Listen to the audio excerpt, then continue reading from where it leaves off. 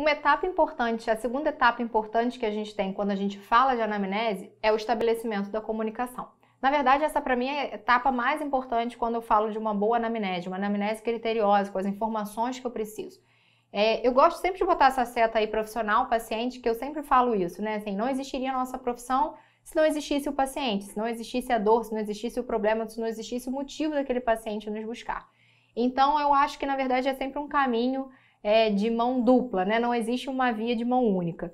Então, o paciente, ele é a pessoa mais importante dessa relação, né? Eu preciso me comunicar com esse paciente, eu preciso que ele me entenda, eu preciso que seja, né, que eu passe as informações. Muitas das vezes o paciente ele é leigo, né? Ele não é um profissional de saúde, né? Alguns termos que eu vou utilizar para esse paciente não são termos que por ele sejam possíveis de entendimento. Então é importante que ele seja possível que ele me entenda, que eu use palavras, mesmo que eu mude o termo que eu queira utilizar, né, que o termo não seja o termo aceito ou um termo adequado, mas que ele consiga me entender, né? Então eu preciso do estabelecimento da comunicação. É óbvio que muitas das vezes o paciente ele se sente constrangido nesse primeiro encontro, né, porque é um encontro. Eu gosto muito, né, de uma médica, né, da professora Ana Cláudia, que ela é uma médica paliativista, que ela sempre fala isso. O paciente ele se prepara para te encontrar, né? Ele bota a melhor roupa dele, ele se prepara para aquele momento, né? Porque ele vai ser ouvido, que ele vai ser escutado. Então a gente precisa olhar para esse paciente, né? Eu não posso fazer uma anamnese sem estar olhando no olho desse paciente, sem estar dando o meu melhor para aquele paciente naquele momento, daquele encontro, né? Porque a gente está estabelecendo um encontro.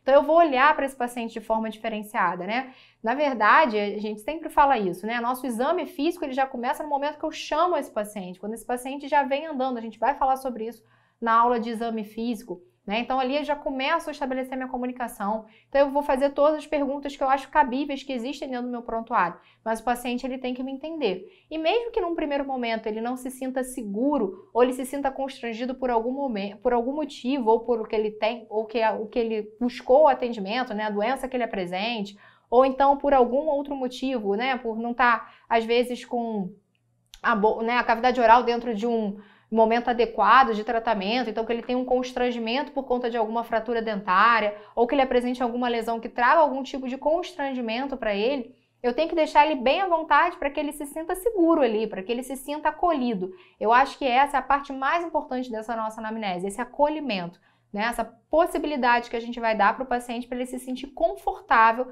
para ele passar as informações que a gente precisa para a gente estabelecer o nosso diagnóstico. Não tem como a gente pensar em diagnóstico ou hipótese diagnóstica sem comunicação. Se eu conseguir me comunicar, eu não vou conseguir extrair as informações que eu preciso para eu estabelecer essa comunicação necessária.